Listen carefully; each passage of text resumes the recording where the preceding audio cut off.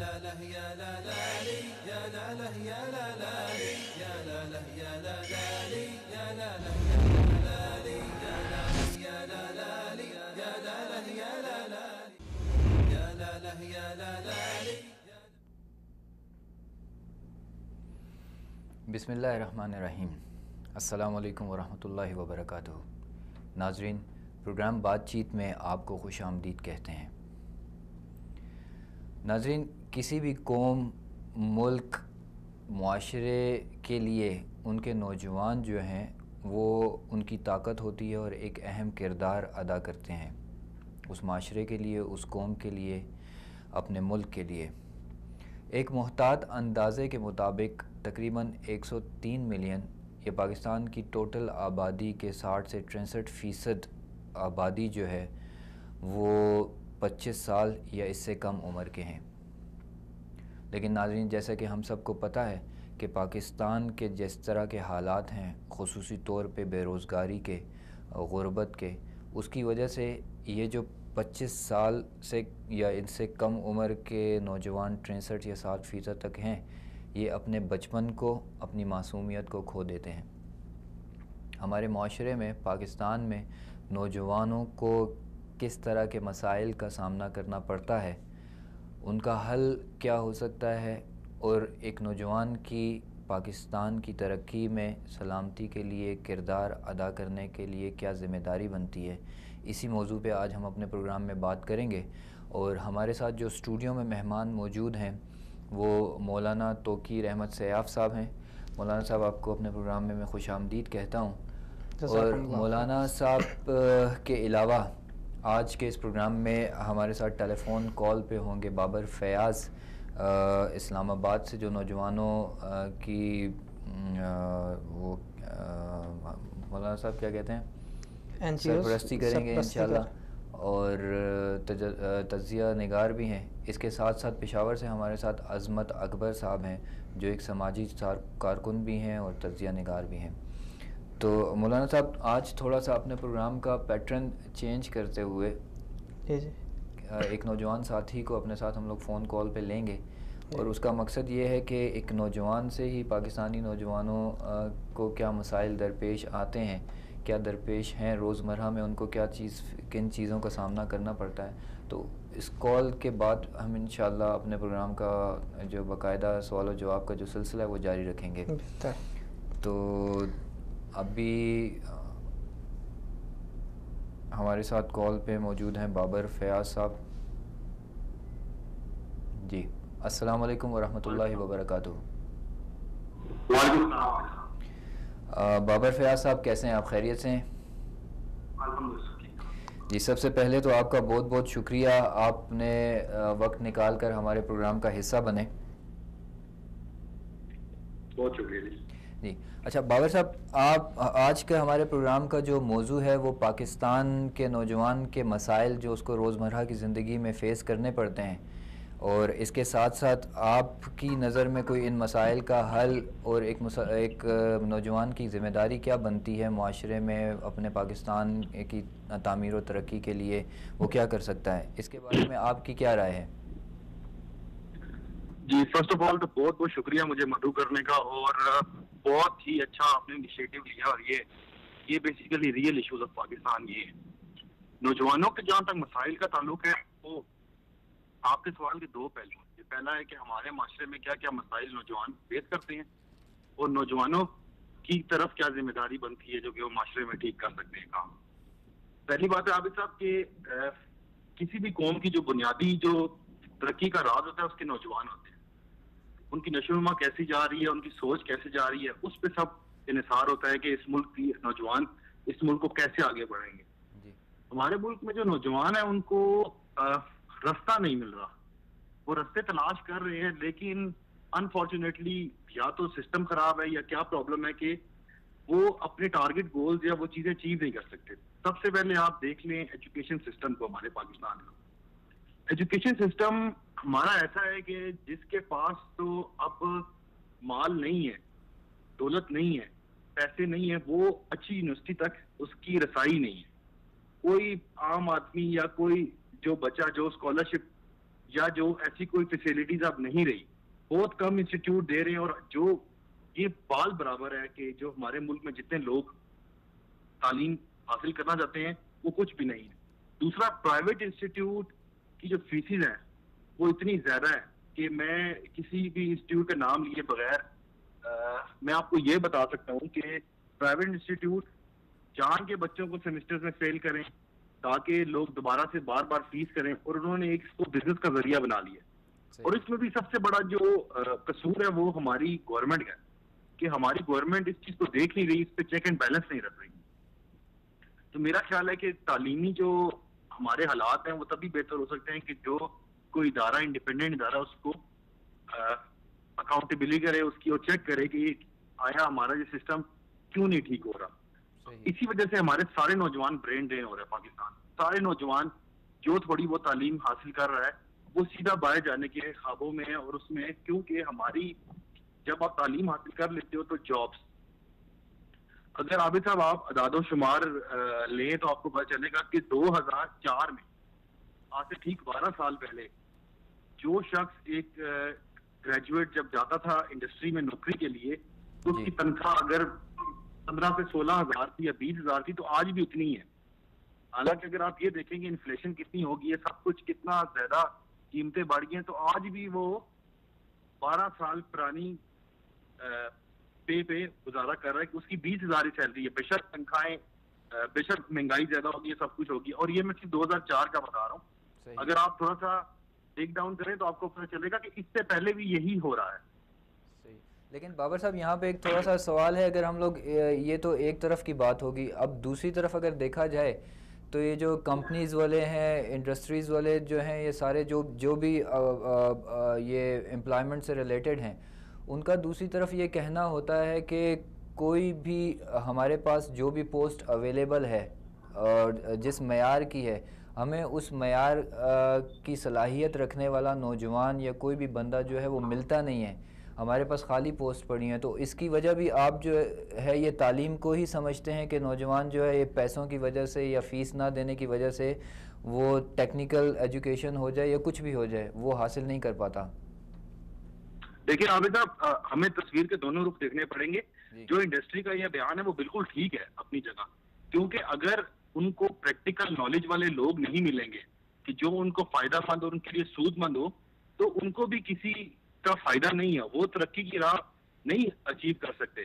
تو ہمارے بیسیکلی پھر بات وہی ایجوکیشن سسٹم پہ آتی ہے کہ آپ ایجوکیشن سسٹم صرف آپ کے ایجوکیشن سسٹم میں پریکٹیکل نام کی کوئی چیز نہیں.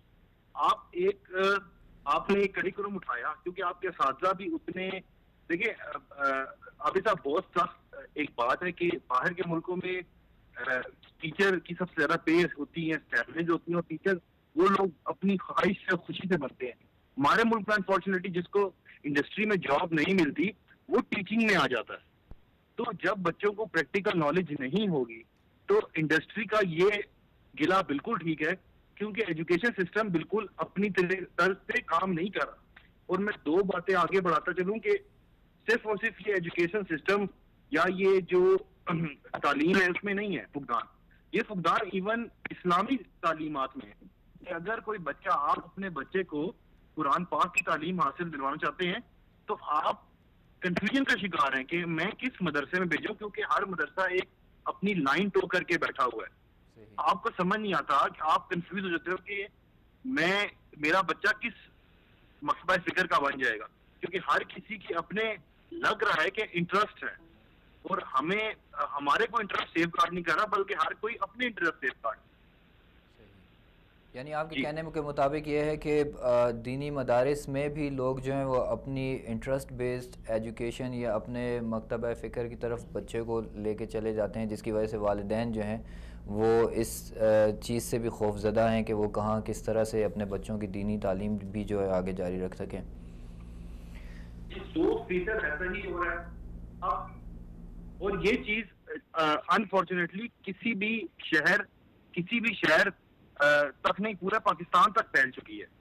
کہ آپ کسی بھی شہر کو اٹھا کے آپ سروے کر لیں, آپ کو پتہ چل جائے گا کہ ایک ہر کسی مکتبہ فکر نے ایک اپنی لائن ٹو کی ہے. اور وہ جب بچے مدرسے میں پڑھ کے جن کے پاس اتنا علم نہیں ہوتا وہ جب باہر نکلیں گے تو پھر فرقہ واریت کی ہوا کو کون روکے گا؟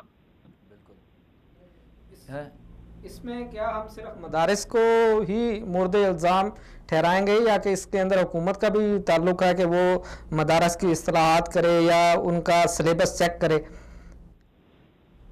سر اس میں دیکھیں 50-50% ہوتا ہے. حکومت بالکل حکومت نظر نہیں آ رہی، گورننس نام کی کوئی چیز نہیں ہے، تبھی یہ ایسا ہو رہا ہے. اور میں یہ نہیں کہہ رہا کہ ہر کوئی ایسا ہے، میں یہ کہہ رہا ہوں کہ جو یہ لوگ کھلے عام کر رہے ہیں معاشرے میں ان کی نشاندہی کی جائے، اور وہ سب سے پہلے کام حکومت کا ہے، اور ان کو ٹھیک کیا جائے یا راہ راست پہ لے کے آیا جائے. تو آپ کی بات میں بالکل اتفاق کرتا ہوں کہ حکومت کا کردار ہے، لیکن ساتھ ساتھ جو ہمارے بڑے دینی علماء ہیں ان کا بھی فرض ہے، کیونکہ لوگ ان کو دینی معاملات میں زیادہ رجوع کرتے ہیں بجائے گورنمنٹ کے. وہ گورنمنٹ کو ایڈمنسٹریشن معاملات میں ان سے رجوع کرتے ہیں کہ وہ ایکسپیکٹ کرتے ہیں کہ گورنمنٹ ایڈمنسٹریشن معاملات ٹھیک کرے، ہماری اکانومی ٹھیک کرے، ہماری گروتھ ٹھیک کرے، ہمارے لیے جابس کریٹ کرے، نہ کہ ہمارے دینی مسائل کو حل کرے. تو 50% اس بات سے انکار نہیں ہے، لیکن ہمارے جو علماء ہیں ان کو بھی سر جوڑ کے بیٹھنا چاہیے، کیونکہ فرقہ واریت آج کل گلی گلی محلے میں آ چکی ہے، کوئی اسے مانے یا نہ مانے. معذرت کے ساتھ. ٹھیک ہے، جزاکم اللہ خیر. بابر صاحب آپ کا بہت بہت شکریہ، آپ نے ٹائم نکال کے ہمارے ساتھ ہمارے پروگرام کا حصہ بنے. جزاکم اللہ خیر، بہت بہت شکریہ. جی مولانا صاحب، تجزیہ جو ہے ایک نوجوان کی طرف سے پاکستانی نوجوانوں کے جو مسائل ہیں وہ ہمارے سامنے آ گیا، اور وہ اسی کو آگے بڑھاتے ہوئے ہم ان جو بھی چیزیں سامنے دو چار آئی ہیں مسائل کی شکل میں اس پہ انشاءاللہ ڈسکشن کریں گے. لیکن سب سے پہلے آپ مجھے ہمارے ناظرین کو یہ بتا دیجئے کہ نوجوان ہیں کیا، اور نوجوانوں کی اہمیت جو ہے وہ دین نے ہمیں کس طرح سے بتائی ہے؟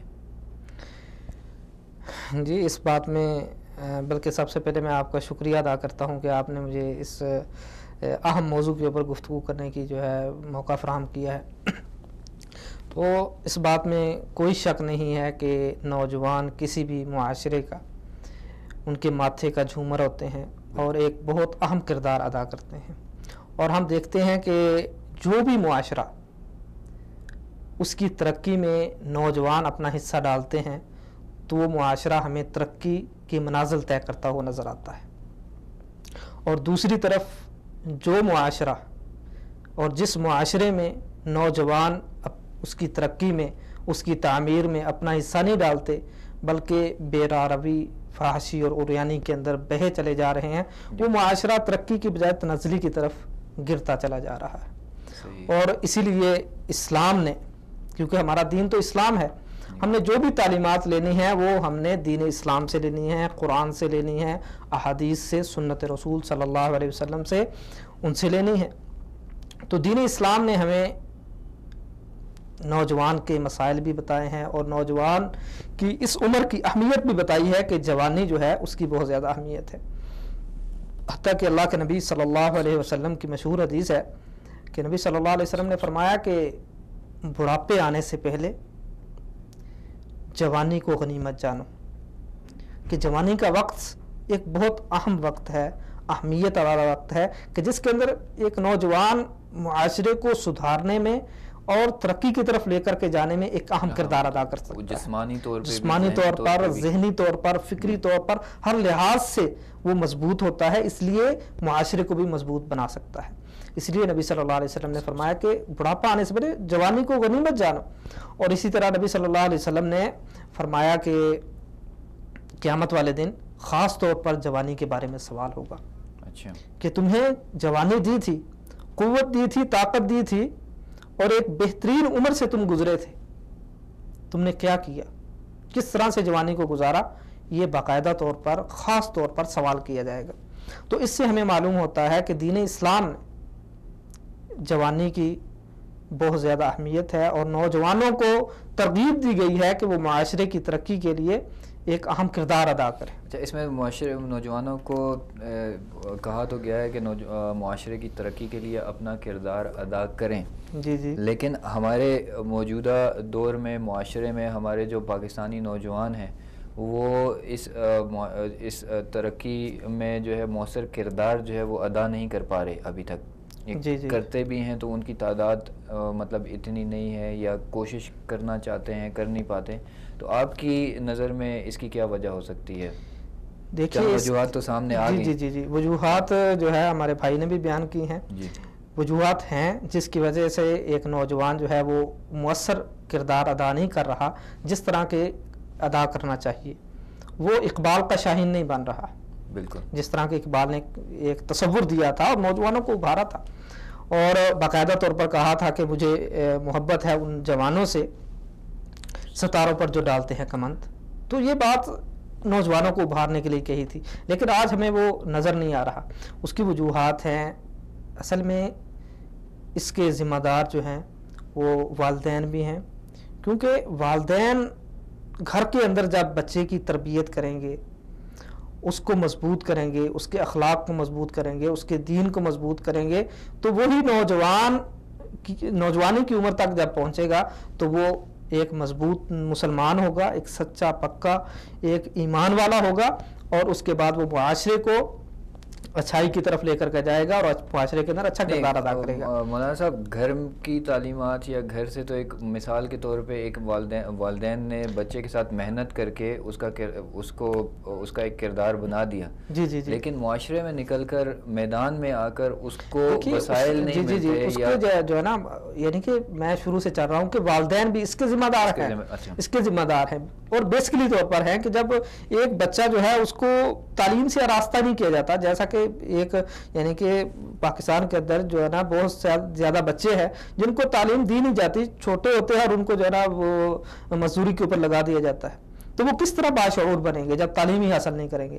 اور دوسری طرف جب تعلیم حاصل کرتے ہیں تو تعلیم کے اندر یہ ہے کہ ہمیں جب میڈیا کو ہم دیکھتے ہیں، میڈیا کے اندر آ کر کے میڈیا جو ہے ہمارے نوجوانوں کو فکری اور نظریاتی طور پر وہ بالکل خراب کر رہا ہے، اور مسلمانوں کی جو ایک فکری اور نظریاتی سوچ ہے کہ ہم مسلمان ہیں، اس چیز کے اوپر جو ہے نا ضرب لگائی جا رہی ہے۔ کیا ہم میڈیا کے اوپر نہیں دیکھتے کہ میڈیا جو ہے کے اوپر آ کر کے ایک بندہ کہتا ہے کہ جو ہے نا جو عورت جو ہے چاہے دوپٹہ لا لے لیکن اس کے گلے کے اندر نبی صلی اللہ علیہ وسلم کی محبت کا اگر توق ہے تو اس کو دوپٹے شپٹے کی کوئی ضرورت نہیں ہے۔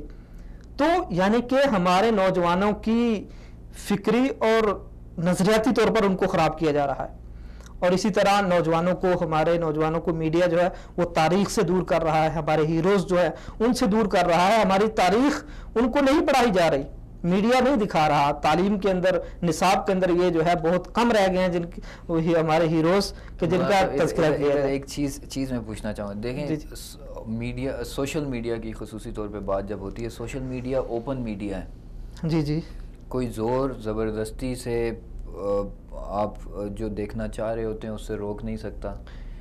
دیکھیں، جب آپ کہتے ہیں کہ آپ جس طرح اس بھائی نے بات کی ہے کہ مدارس جو ہے وہ فرقہ واریت پھیلا رہے ہیں، ان کے اوپر جو ہے پابندی لگنی چاہیے، ان کا چیک اینڈ بیلنس ہونا چاہیے، تو میڈیا کیا اتنا ہی بے لگام ہو جائے کہ وہ ہمارے جو ہے نا نوجوانوں کو برباد کرتا پھرے، وہ ہمارے اندر فحاشی اور یعنی جو ہے وہ پھیلاتا چلا جائے، حتیٰ کہ توہین رسالت کے حوالے سے جو قانون ہے، میری بات سنیے گا، توہین رسالت کے قانون کے حمزہ عباسی نے بات نہیں کی جی، آخر کیوں کی؟ اس کو یعنی کہ میڈیا نے اس کو کیوں دکھایا؟ پھر اس کو جو ہے نا دوبارہ پھر وہ ٹی وی کے اوپر کیوں آیا؟ یعنی کہ ہمارے جو ابتدائی جو ہمارا نظریہ ہے اسلام کے بارے میں، رب کے بارے میں، نبی کائنات صلی اللہ علیہ وسلم کی رسالت کے بارے میں، اس کے اوپر کیوں جو ہے نا وہ ضرب لگائی جا رہی ہے؟ ہمارے نوجوانوں کو گویا کہ اسلام سے بیزار کیا جا رہا ہے، اور یورپ کے قوانین اور ان کے عدل و انصاف کو جو ہے نا بڑھا چڑھا کر بیان کیا جا رہا ہے، اور ان کو بتایا جا رہا ہے کہ یورپ بہت اچھا ہے، ہمارے اندر کوئی قانون، کوئی عدل نہیں ہے۔ تو اس لحاظ سے ایک فکری جنگ ہے جو ہمارے نوجوانوں کے اوپر مسلط ہے، اور افسوس کے ساتھ یہ کہنا پڑتا ہے کہ ہمارے نوجوان جو ہے وہ ان چیزوں کے پیچھے لگے ہوئے ہیں، ٹی وی دیکھتے ہیں، ڈرامے دیکھتے ہیں، فلمیں دیکھتے ہیں، اور اسی طرح نیٹ کے اوپر انٹرنیٹ، فیس بک، ٹویٹر، یہ ساری چیزیں نوجوانوں کو خراب کر رہی ہیں۔ لیکن یہ تو خراب کر رہی ہیں، ان چیزوں کا جو بھی کردار ہے ایک اپنی جگہ ہے، لیکن اس سے بھی پہلے بنیادی طور پہ جس طرح ایک نوجوان کو کوئی وسائل نہیں ملتے، کچھ کام کرنے کو نہیں ہے، کام ڈھونڈنے کے لیے نکلتا ہے، اس کو پڑھا لکھا نوجوان ہے، اس کو روزگار کوئی نہیں ملتا، تو وہ اس کے اندر ایک احساس کمتری آ جاتی ہے، احساس کمتری اس کو کہہ لیں، یا مایوسی اس کے اندر آ جاتی ہے، احساس خود اعتمادی اس کے اندر نہیں آتی، تو ایسے میں اس نے پھر اپنے آپ کو انٹرٹین کرنے کے لیے تو اسی چیز کا استعمال کرنا، میڈیا کا استعمال کرنا۔ لیکن یہاں پہ پیچھے آپ کی پچھلی بات پہ میں پوچھنا یہ چاہ رہا تھا کہ سوشل میڈیا جو ہے وہ زبردستی تو کوئی کسی کو کوئی چیز نہیں دکھاتا، ہمارا نوجوان اگر یہ ساری چیزیں جن کا نام آپ نے لیا ہے وہ دیکھتے ہیں تو وہی ہمارے نوجوان کی اگر چاہیں تو تعلیم بھی جو ہے وہ سوشل میڈیا کے ذریعے حاصل کر سکتے ہیں۔ نہیں دیکھیے ٹھیک ہے، آپ کی بات درست ہے کہ سوشل میڈیا کے ذریعے ہم جو ہے نا مکمل سوشل میڈیا کو غلط نہیں کہہ رہے جی، لیکن ہم یہ کہہ رہے ہیں کہ آج کا ہمارا میڈیا جو ہے وہ ہمارے نوجوانوں کو کس طرف لے کے جا رہا ہے، اور کیا جو میڈیا ہے کیا وہ بالکل بے لگام ہو جائے؟ کیا پیمرا کے اوپر کوئی قوانین لاگو نہیں ہوتے؟ کیا ہماری حکومت جو ہمارے ایک حکمران ہوتا ہے وہ پوری قوم کے اوپر باپ کی طرح ہوتا ہے؟ کیا وہ یہ نہیں دیکھ رہے کہ ہماری نوجوان نسل کو یہ خراب کیوں کر رہے ہیں؟ میں یہ نہیں کہ نوجوانوں کو بھی کہہ رہا ہوں، اور دوسری بات یہ کہ ہمارے جو حکمران ہیں ان کو اس کے اوپر چیک اینڈ بیلنس ہونا چاہیے، جس طرح بھائی نے کہا کہ مدارس کے اوپر ہونا چاہیے، میں کہتا ہوں ہر چیز کے اوپر ہونا چاہیے، چیک اینڈ بیلنس ہونا چاہیے کہ ہم کس طرف جا رہے ہیں، کون غلط ہے کون صحیح ہے، اور اس کے اوپر باقاعدہ طور پر قانونی طور پر ان کے اوپر جو ہے وہ قانون لاگو ہونا چاہیے ان کے اوپر۔ تو اس لیے یعنی کہ میڈیا جو ہے ہماری نوجوان نسل کو برباد کرنے میں اور ان کی تباہی میں ایک مین کردار ادا کر رہا ہے، اور خاص ایجنڈے کے اوپر کام کر رہا ہے۔ اور دوسری جو چیز یعنی کہ وجوہات میں سے ہے کہ جو نوجوان ہمارے مؤثر کردار ادا نہیں کر رہے، وہ ہمارا تعلیمی نظام ہے، کہ ہمارے تعلیمی نظام میں طبقاتی تعلیمی نظام ہے جس کے اندر امیر اور غریب ان کو الگ تعلیم دی جا رہی ہے، کہ جو سرکاری سکولز ہیں ان کے اندر اس طرح تعلیم نہیں دی جا رہی جس طرح کے پرائیویٹ اور امیر لوگوں کے بچے پڑھتے ہیں، جس وجہ سے امیر اور غریب کے درمیان فرق جو ہے وہ بہت زیادہ بڑھ گیا ہے، اور امیر لوگ ہی پھر آگے جو ہے نا ڈگریاں لے کر کے آگے سفارش کے ذریعے سے وہ آگے چلے جاتے ہیں، اور غریب جس کے جو چاہے وہ جتنا ذہین کیوں نہ ہو سفارش نہیں ہوتی، اس کے پاس پیسہ نہیں ہوتا، جس وجہ سے وہ بیچارہ پیچھے رہ جاتا ہے۔ تو یہ سارے مسائل ہیں، اور اس کے بعد جو جب کوئی نوجوان، آپ نے یہ میرٹ کی بات کی، ہمارے معاشرے میں جو میرٹ کی بے حرمتی ہوتی ہے اس کے بارے میں آپ کا کیا کہنا ہے؟ کہ کسی بھی قسم کا کوئی چیک نہیں، جو چیز صحیح ہو درست ہو اس کو ماننا چاہیے، اس کا اپریشیٹ کرنا چاہیے۔ تو میرے حساب سے تو اس وقت جو ہے یعنی کہ خاص طور پر پنجاب کے اندر یہ دیکھنے میں آیا ہے کہ میرٹ کے اوپر جو ہے نا وہ ہو رہا ہے کہ اسکول کے اندر جب کوئی کسی کو بھی بھرتی کیا جا رہا ہے تو سلیکٹ کیا جا رہا ہے تو اس کے اندر میرٹ کو جو ہے نا وہ دیکھا جا رہا ہے۔ تو اس سے پہلے شاید اس طرح تھا، اور اب بھی شاید اس طرح نہیں ہے جس طرح کا ہونا چاہیے، لیکن بہت حد تک بہتری آئی ہے کہ میرٹ کے اوپر جو ہے نا وہ فیصلے ہو رہے ہیں، خاص طور پر تعلیمی حوالے سے۔ تو اس کے اندر جب ایک نوجوان تعلیم حاصل کرتا ہے اور جب وہ تعلیم حاصل کر لیتا ہے تو نوجوان کا جو ایم ہونا چاہیے، اس کے ذہن میں ایک مقصد ہونا چاہیے، وہ مقصد بھی نہیں ہوتا، جس کی وجہ سے وہ جو ہے نا مسائل کے اندر گھرا رہتا ہے۔ وہ جب میٹرک کرتا ہے اس کو نہیں پتا ہوتا کہ میں نے میٹرک کر لیا، اب میں نے کہاں جانا ہے، اور پھر جو ہے نا وہ ڈھونڈتا ہے، کسی نہ کسی سے مشورہ کرتا ہے، اور جو ہے نا یعنی کہ اس کے ذہن میں مقصد نہیں ہوتا، وہ دوسروں کے کہنے کے اوپر کوئی بھی جو ہے نا وہ ڈپلوما چوز کر لیتا ہے یا کسی بھی فیلڈ میں جانے کے لیے تیار ہو جاتا ہے، جبکہ ہونا یہ چاہیے کہ وہ خود سوچے، خود دیکھے، مشورہ بھی کرے، لیکن وہ خود اپنا بھی دیکھے کہ میں کس طرف جو ہے نا بہتر طریقے سے جو ہے نا کس کو حاصل کر سب سے زیادہ اہم کردار جو ہے وہ والدین ادا نہیں کر سکتے، کہ والدین کو اپنے بچے کا پتہ ہوتا ہے، اس کا شوق کا پتہ ہوتا ہے، صلاحیتوں کا پتہ ہوتا ہے، وہ انہی چیزوں کو سامنے رکھ کے اپنے بچے کو بجائے اس کے کہ اپنی مرضی اس کے اوپر مسلط کریں کہ تم یہ کر لو یہ کر لو، وہ بچہ جو کرنا چاہ رہا ہوتا ہے یا اس کی صلاحیتیں جس طرح کی ہوتی ہیں اس کو اسی طرف جو ہے وہ ڈال دینا چاہیے ان کو. جی بالکل, والدین کو یہ دیکھنا چاہیے, سوچنا چاہیے کہ ہمارے بچہ کس حد تک اگر اس کورس میں جاتا ہے, یہ ڈپلوما کرتا ہے, تو کیا واقعتاً اس کے قابل ہے یا نہیں ہے, اس کے میٹرک کے اندر کتنے نمبر آئے ہیں, کیا وہ ایف ایس سی کر سکتا ہے. ہوتا یہ ہے کہ وہ دیکھا دیکھی کہ فلاں کا بچہ جو لائق ہوتا ہے اور اس قابل ہوتا ہے کہ وہ ایف ایس سی کرے یا اچھی تعلیم حاصل کرے, وہ دیکھا دیکھی کہتے ہیں کہ ہمارا بچہ بھی ایسا کرے. اور ہوتا یہ ہے کہ پھر وہ اس کی تعلیم میں جاتا ہے اور تھوڑے تھوڑے نمبر لے کر کے 3rd ڈویژن میں پاس ہوتا ہے, اور اس کے بعد اس کو نوکری جو ہے نا اس کے مواقع اس کے لیے کم ہو جاتے ہیں. تو یہ بھی ایک جو ہے نا وہ ایک حقیقت ہے. اور دوسرا یہ کہ بلوس مخلص جو ہے مشورہ دینے والے, ان کی بھی کمی ہے. اور اس طرح معاشرے کے اندر جس طرح پہلے ہوتا تھا کہ ہمارے گلی محلے کے اندر بوڑھے ہوا کرتے تھے, ہمارے بزرگ ہوا کرتے تھے, وہ مخلصانہ مشورے دیا کرتے تھے, آج کل اس کا بھی فقدان ہے کہ ہر کوئی یہ کہتا ہے کہ یہ ہمارا کیا ہے, یہ ہماری پارٹی کا نہیں ہے, یہ ہمارے قبیلے کا نہیں ہے, یہ ہمارے محلے کا نہیں ہے, ہم اس کو کیا مشورہ دیں. تو یہ جو ہے مخلصانہ پن اس کے اندر بھی جو ہے وہ کمی آئی ہے. جی جزاکم اللہ خیر مولانا صاحب. یہاں پہ ناظرین ایک چھوٹی سی ہم لوگ بریک لیں گے, بریک کے بعد انشاءاللہ واپس آ کر اسی ٹاپک پہ بات کریں گے. ایک فون کال بھی لیں گے انشاءاللہ, ہمارے ساتھ ایک تجزیہ نگار عظمت اکبر صاحب ہوں گے انشاءاللہ. ایک چھوٹی سی بریک لیتے ہیں, اس کے بعد پھر واپس آتے ہیں.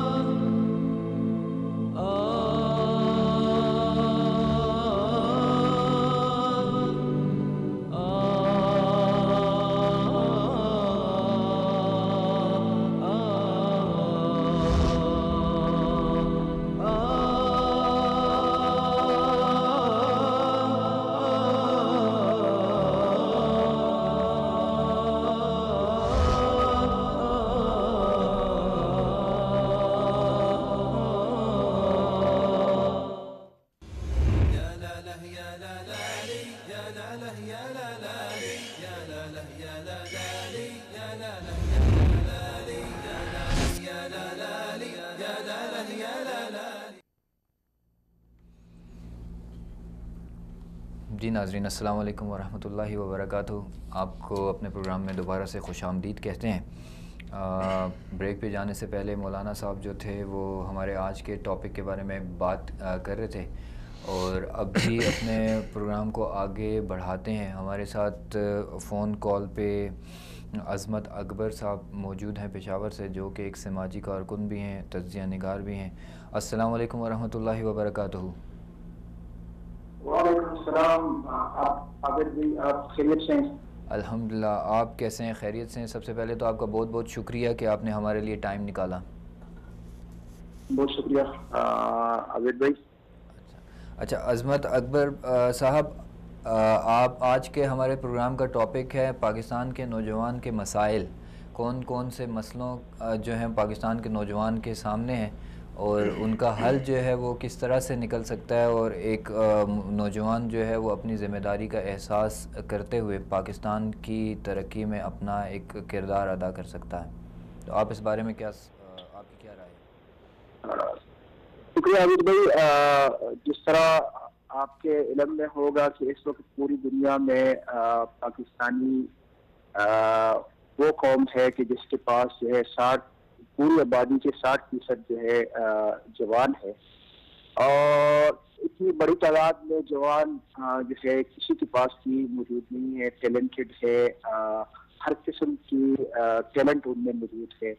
اور جس طرح آپ نے کہا کہ پورے اس میں ان کے پاس کیا مسائل موجود ہے، کیا جو ہے وہ اپنے ملک کی ترقی میں کیا کردار ادا کرنا سکتے ہیں، تو میں یہ بات کروں گا کہ جس طرح میں نے کہا کہ 60% جو ہے پوری آبادی کی 60% جو ہے یہ نوجوان ہمارے ملک میں موجود ہے. اور اس میں اگر ایک اندازے کے مطابق جو ہے 32% جو ہے نوجوان ایسے ہیں کہ جو illiterate ہے، جو پڑھے لکھے نہیں ہیں. اسی طرح 8% ایسے ہیں کہ جو unemployed ہے، یعنی جس کے پاس روزگار نہیں ہے.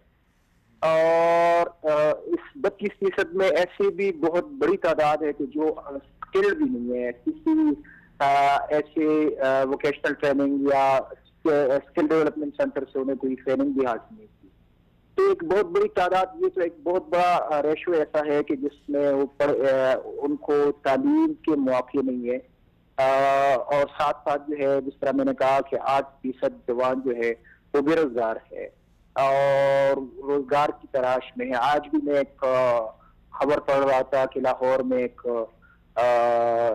ایک ریسٹورنٹ میں MBA لڑکا جو ہے وہ ویٹری کر رہے ہیں، اور اس پہ جو ہے ان کو جو فوڈ سرو کر رہا تھا، ان لوگوں کو فوڈ پسند نہیں آیا، ان کی لڑائی ہوئی ہے.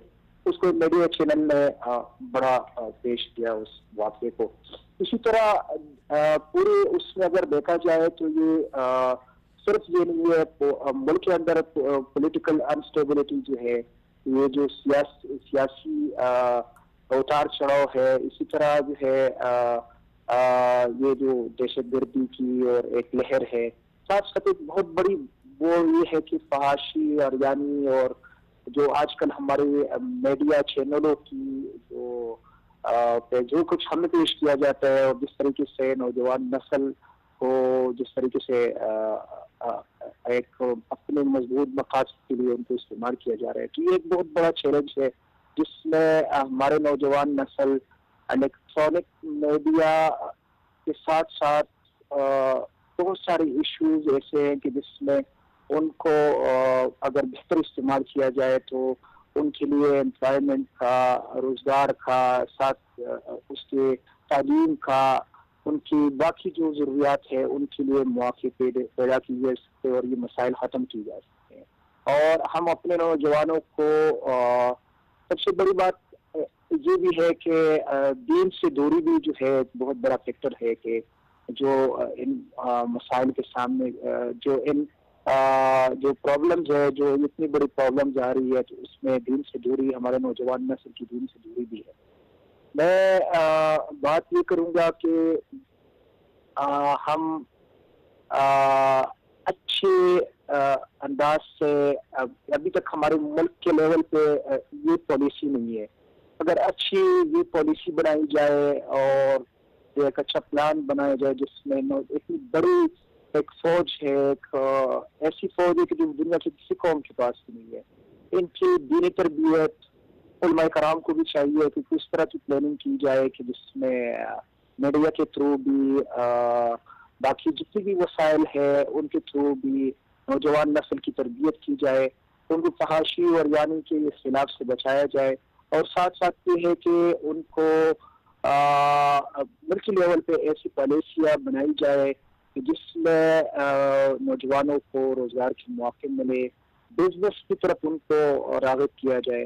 اور ساتھ ساتھ یہ ہے کہ جو ناانصافی ہے، باقی چیزیں ہیں، اس کے حوالے سے بھی جو ہے ایک اوورال ایک پالیسی اور اس طرح کی چیزیں بنائی جائے جا کے اس میں नौजवानों को आगे बढ़ने का मौका मिले। नौजवानों को आगे बढ़ाने के लिए पॉलिसीज़ वगैरह बनाई जाएं और ये उरियानियत फहाशी इससे नौजवान नस्ल को बचाया जाए, इसके साथ साथ और भी चीज़ें, लेकिन इन सारी चीज़ों के साथ साथ एक पाकिस्तानी नौजवान की ख़ुद अपनी ज़िम्मेदारी जो है वो क्या बनती है अपने आप को आगे बढ़ाने के लिए, इन सारी चीज़ों से बचाने के लिए, और अपने साथ साथ दूसरे नौजवानों को की भी तरबियत के लिए और उनको भी अपने साथ लेके चलने के लिए? ये एक बहुत बड़ा बहुत अच्छा सवाल किया और अच्छी तरफ आपकी तवज्जो है कि हमारे नौजवानों की अपनी क्या जिम्मेदारियां है। सबसे पहले तो यही है कि फ्यूचर की हालात को देख के पूरी दुनिया की जो इस वक्त सूरत हाल है और जिसमें उम्मत मुस्लिमा स्पेशली पाकिस्तान के नौजवान और जिस तरह उनको नादीनी कुव्वतों ने, मगरबी ताकतों ने और इसी तरह जो पाकिस्तान दुश्मन ममालिक है उन्होंने जिस तरीके से उनको टारगेट किया गया है, तो उसमें उनकी सबसे बड़ी जिम्मेदारी यही है कि अपने जो उनके असल मकासद है उनको सामने रखते हुए अपने लिए सही रास्ता चुने, मेहनत करे और मुल्क की तरक्की के लिए मिल्लत को यकजा करने के लिए, और साथ साथ ये है कि जितने भी ऐसे मौके हैं कि जिससे वो मस्बत तरीके से फायदा उठा सकते हैं, तो उसमें उनको मेहनत करनी चाहिए। जैसे मैंने कहा कि इंटरनेट है, फेसबुक है, ये सोशल मीडिया जितना भी है, उसकी अगर मस्बत तरीके से इस्तेमाल किया जाए तो एक बहुत बड़ा ये है कि एक चेंज लाया जा सकता है। और मुल्क के अंदर ये जितनी भी लाकानूनियत है, साथ ये है कि जो सियासी इंतशार है, जितनी भी चीजें हैं, इसमें हमारे नौजवान खुद एक बहुत बड़ा किरदार अदा कर सकते हैं। और दुनिया में इनकलाबात आप देखते, मिस्र के इनकलाब देखते, तुर्की का देखते, या जितनी भी हमारे सामने एक बहुत बड़ा चेंज आ रही है, तो उसमें ज्यादा किरदार सोशल मीडिया का भी है। तो सोशल मीडिया का बेहतर इस्तेमाल और के जरिए जो है अपने भी और अपने इर्द गिर्द अपने इनकी जो दायरे कार है उसके अंदर जितने दोस्त है उनकी तरबियत करना, उनको एक सही रास्ता दिखाना, एक मोहब्बत वतन पाकिस्तानी बनाना और एक अच्छा मुसलमान बनाना, ये हर नौजवान का फर्ज बनता है और एक जिम्मेदारी है। अज़मत अकबर साहब, आपका बहुत बहुत शुक्रिया कि आपने अपना वक्त निकाल कर हमारे साथ हमारे प्रोग्राम का हिस्सा बने। जज़ाकुमुल्लाह खैर। बहुत बहुत शुक्रिया। अस्सलाम वालेकुम वरहमतुल्लाहि वबरकातुहू। जी मौलाना साहब, अभी इनकी बातों की तरफ जाने से पहले एक मैं सवाल आपसे पूछना चाहता हूँ कि एक तो एक अमूमी सतह पे, एक मुल्की सतह पे एक दहशतगर्दी होती है, दहशतगर्दी का सामना जो है वो इस अज़ाब से पाकिस्तान कौम जो है वो काफ़ी अरसे से गुज़र रही है, लेकिन इसके अलावा नौजवान नस्ल में ये आपस की लड़ाई झगड़े, असलहा रखना, तशद्दुद करना, मंशियात में घिरे रहना, ये जो सारा एक वबाल में फंसे रहता है नौजवान, अब ख़ुद को फंसा लेता है, इससे वो, इसके बारे में आपकी क्या राय है? अपने आप को इससे वो किस तरह से बचा सकता है? देखिए, इसमें वो सबसे पहले जो ज़िम्मेदारी आयद होती है वो तो वालिदैन के ऊपर है कि उनकी अच्छी तरबियत करें और उनको तालीम से आरास्ता करें। और दूसरा ये कि जो बाज़ हमने ये भी देखे हैं कि तालीम याफ्ता भी होते हैं और फिर भी वो इन जराइम की तरफ चले जाते हैं, मंशियात की तरफ चले जाते हैं और असला उठा लेते हैं, लड़ाई झगड़े में के अंदर पड़े रहते हैं।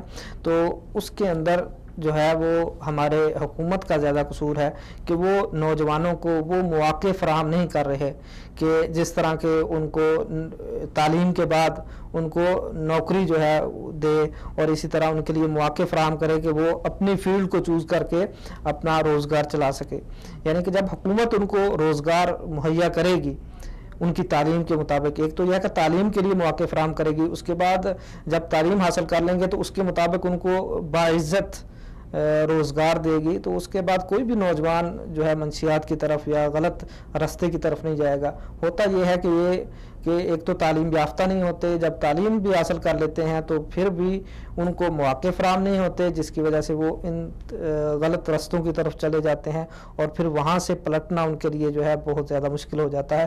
وہ ان لوگوں کے ہتھے چڑھ جاتے ہیں جو کہ فطری طور پر کرمنل ہوتے ہیں، اور اسی طرح وہ ان کے گینگ ہوتے ہیں، پھر ان کے ہتھے چڑھ جاتے ہیں، تو پھر وہ اسی دلدل کے اندر دھنستے چلے جاتے ہیں اور نکلنا ان کے لیے بہت زیادہ مشکل ہو جاتا ہے.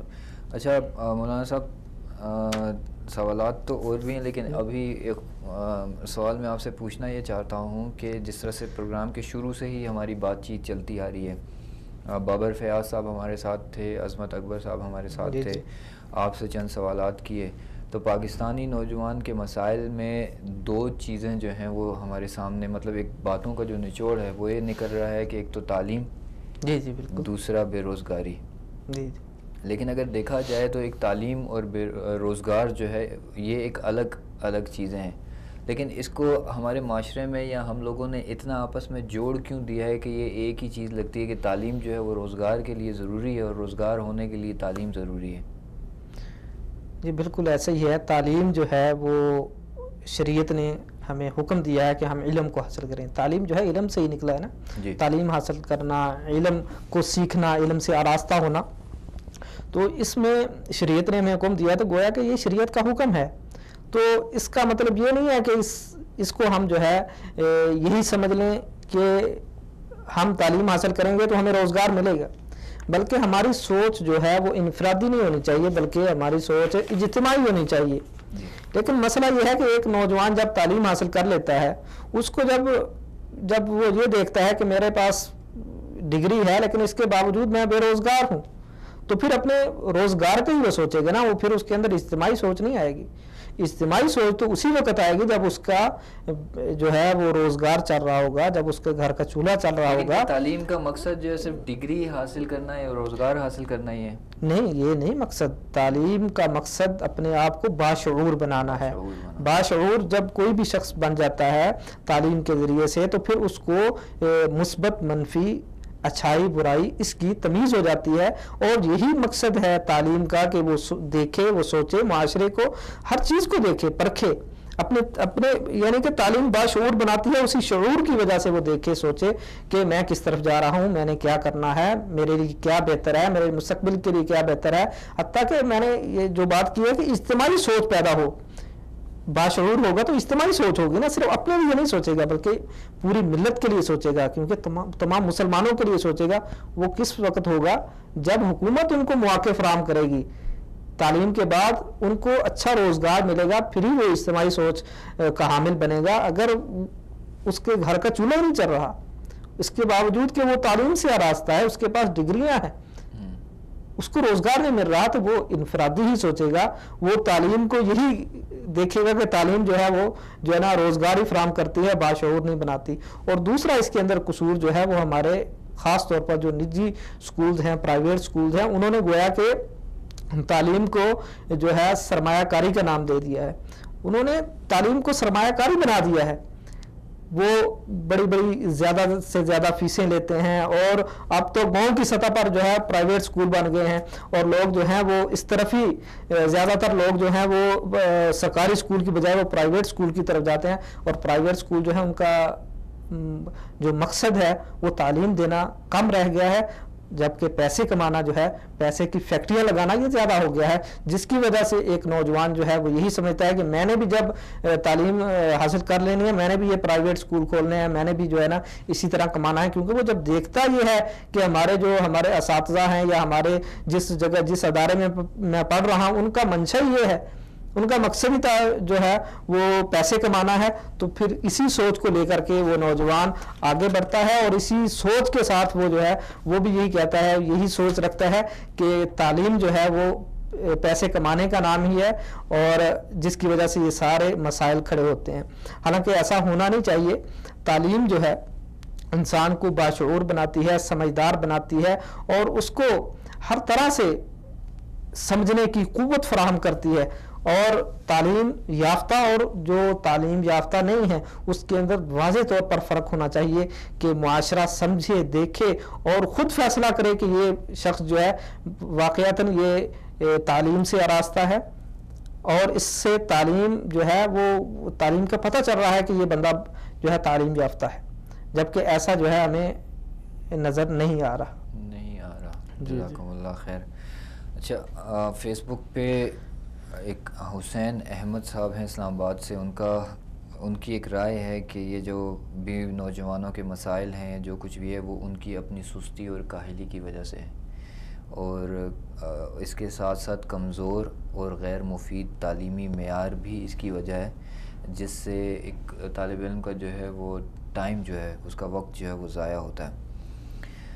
یہ ساری باتیں تو ہیں مولانا صاحب اپنی اپنی جگہ، لیکن ابھی جس طرح سے کسی کو مواقع نہیں ملتے، پیسے نہیں ہوتے، تعلیم حاصل نہیں کر سکتا، یا تعلیم حاصل کرتا بھی ہے تو بے روزگاری اتنی ہے کہ اس کو نہیں ملتا، جس کی وجہ سے بہت سے پاکستانی، جیسے عظمت اکبر صاحب نے بھی بات کی، یہ بابر فیاض صاحب نے بھی بات کی کہ ہمارے بہت سے ٹیلنٹڈ نوجوان جو ہیں تعلیم حاصل کرنے کے بعد جب ان کو روزگار کے مواقع نہیں ملتے، وہ پاکستان سے باہر چلے جاتے ہیں، جی، کیونکہ وہاں پہ ان کو اپنا فیوچر جو ہے، ایک برائٹ فیوچر، ایک شاندار مستقبل نظر آتا ہے، جس کی وجہ سے وہ پاکستان کو چھوڑ کے چلے جاتے ہیں. آپ کیا سمجھتے ہیں کہ ایسے نوجوان جو پاکستان کو چھوڑ کے چلے جاتے ہیں اور باہر اپنا ٹیلنٹ جو ہے وہ استعمال کرتے ہیں، اور اپنے اندر جو صلاحیتیں ان کی ہیں وہ وہاں جا کے استعمال کرتے ہیں اور اس کا رزلٹ بھی نکلتا ہے، ان لوگوں کو خصوصی طور پہ اپنے پاکستان کے لیے، پاکستان کے مستقبل کے لیے کیا کرنا چاہیے؟ دیکھیے، تعلیم یافتہ جو ایک نوجوان ہے اس کے اندر اجتماعی سوچ ہونی چاہیے، اس کے اندر انفرادی سوچ نہیں ہونی چاہیے. صحیح. یعنی کہ وہ صرف اپنے بارے میں نہ سوچے کہ مجھے کیا فوائد حاصل ہوگا. قائدانہ صلاحیت جو ہوتی ہے یہ اجتماعی سوچ سے آتی ہے یا انفرادی سوچ سے؟ انفرادی سوچ رکھنے والا بھی قائدانہ صلاحیتیں جو اپنے اندر رکھتا ہے. جو قائد ہوتا ہے اس کے اندر انفرادی، اس کے اوپر اجتماعی سوچ غالب ہوتی ہے. وہ لوگوں کے بارے میں، اپنے بارے میں بھی سوچتا ہے، اور اسی طرح لوگوں کے بارے میں، پوری ملت کے بارے میں، پورے ملک اور قوم کے بارے میں وہ سوچتا ہے. اپنے بارے میں، اکیلے کے بارے میں نہیں سوچتا.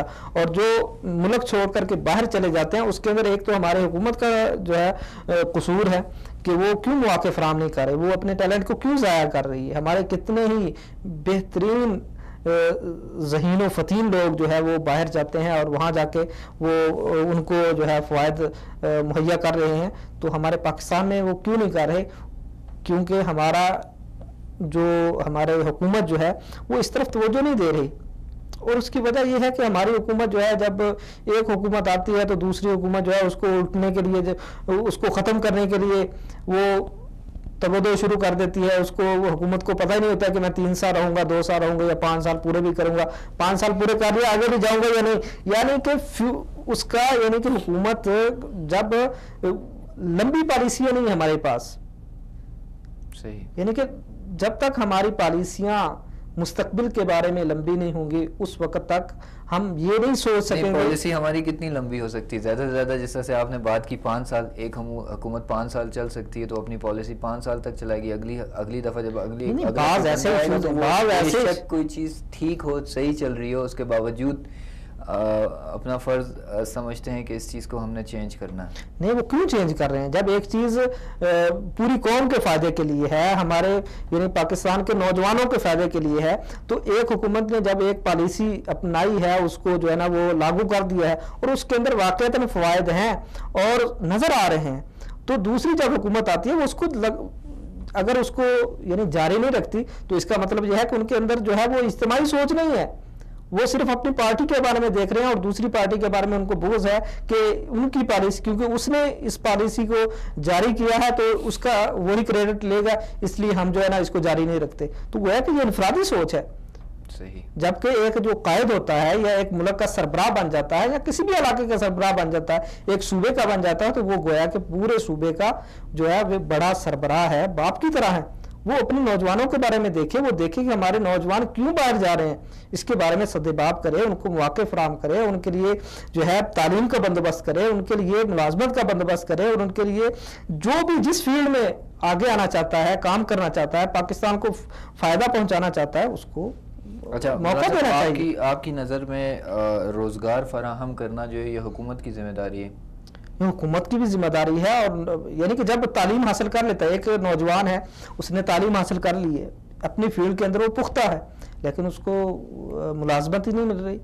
ملازمت مل رہی ہے تو اس کو اس طرح کی نہیں مل رہی اس کی تعلیم کے مطابق. تو جب ایسی چیز ہوگی تو اس کے اندر حکومت کا قصور ہے. نہیں, اس کے ساتھ ساتھ بہت سے ایسے سرمایہ کار ہیں جو حالات کی وجہ سے اپنا سرمایہ کاری جو ہے وہ پاکستان میں نہیں کرتے. جی جی. تو ظاہری بات ہے جب پاکستان میں سرمایہ کاری نہیں ہوگی, بزنس جو ہیں وہ شروع نہیں ہوں گے, تو روزگار کے مواقع جو ہیں وہ کس طرح سے فراہم ہوں گے؟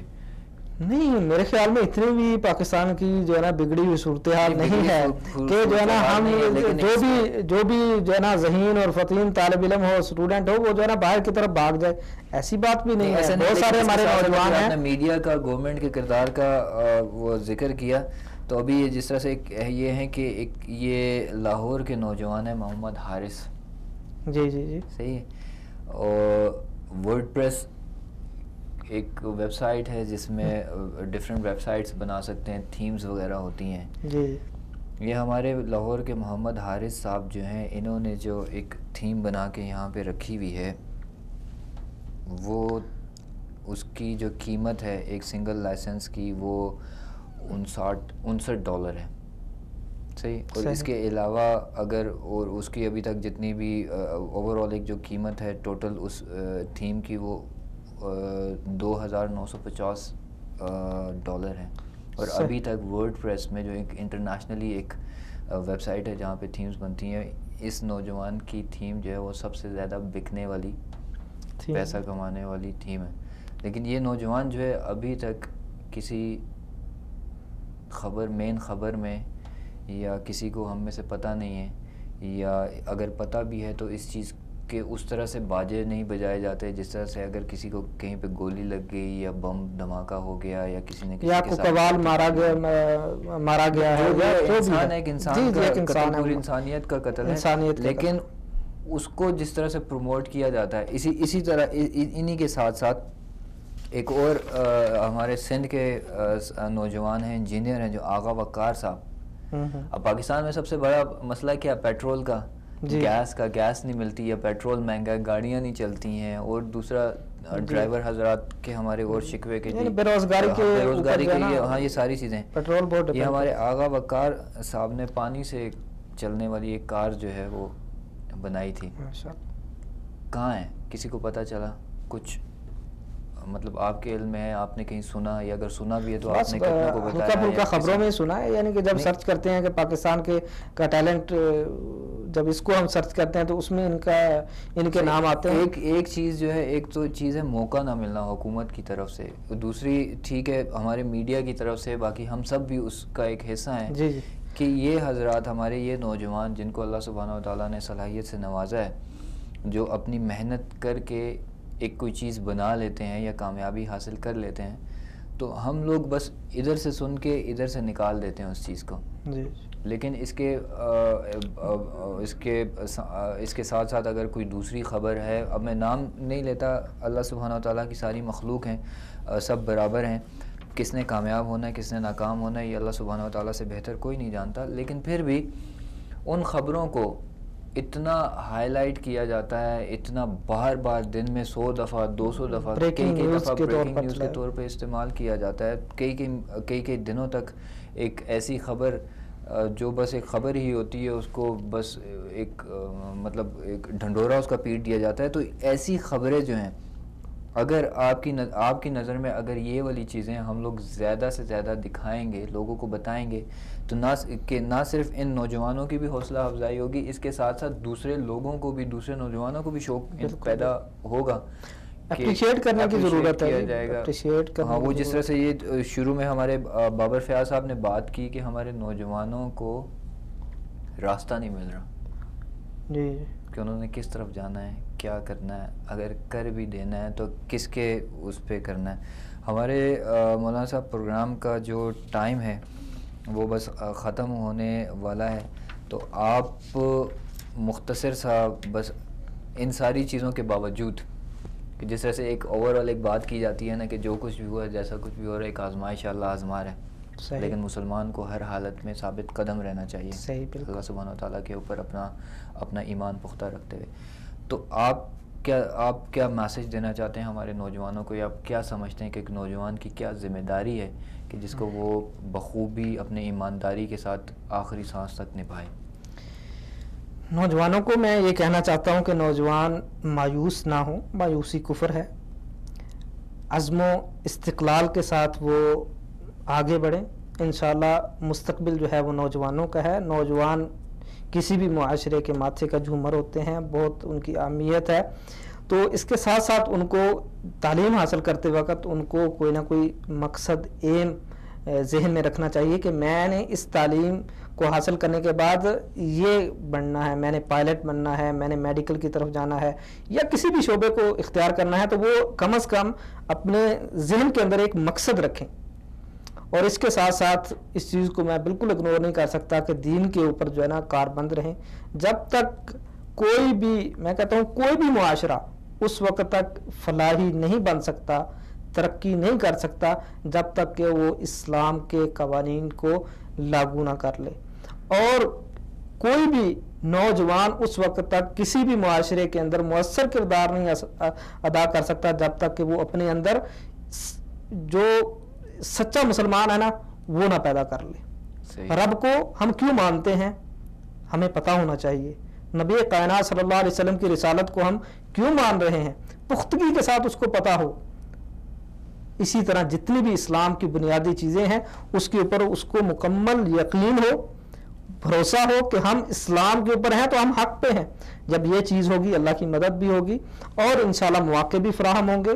اور انشاءاللہ العزیز مستقبل جو ہے ہمارے نوجوانوں کا ہے. لیکن یہ ہے کہ ہمت، عزم، حوصلہ، صبر، ان تمام چیزوں کو ہم اپنے اندر جو ہے جذب کریں، اس کے مطابق عمل کریں تو انشاءاللہ العزیز ہمارا نوجوان معاشرے کے اندر ایک مؤثر کردار ادا کر سکتا ہے. اور اسی طرح ہمارا معاشرہ جو ہے وہ ترقی کی طرف جو ہے وہ بڑھتا چلا جائے گا انشاءاللہ العزیز. صحیح. مولانا صاحب آپ کا بہت بہت شکریہ کہ آپ اپنا ٹائم نکال کے ہمارے پروگرام میں آئے. اس کے ساتھ ساتھ ہمارے جو فون کالز پہ مہمان تھے عظمت اکبر صاحب اور بابر فیاض صاحب، آپ لوگوں کا بھی بہت بہت شکریہ. ناظرین، یہاں ہمارے پروگرام کا ٹائم جو ہے وہ ختم ہو گیا ہے اور یہ ٹاپک جو ہے وسیع ہے. بہت سے مسائل ایسے ہیں جن کو ہم اس 1 گھنٹے کے بیچ میں سمیٹ نہیں سکے. لیکن ان سارے مسائل کے ساتھ ساتھ نوجوان ساتھیوں کے لیے جو مولانا صاحب نے آخر میں ایک میسج دیا کہ حالات جیسے بھی ہوں، جو کچھ بھی ہوں، ثابت قدم رہتے ہوئے حوصلے کے ساتھ، ہمت کے ساتھ آگے بڑھنا ہے اور اپنی زندگی کو بھی سنوارنا اور اپنے ساتھ ساتھ اپنے پاکستان کو بھی آگے لے کے چلنا ہے. آپ کا بہت بہت شکریہ. انشاءاللہ اگلے پروگرام میں پھر آپ سے ملاقات ہوگی. تب تک کے لیے اجازت دیجیے. السلام علیکم ورحمۃ اللہ وبرکاتہ. يا لا لا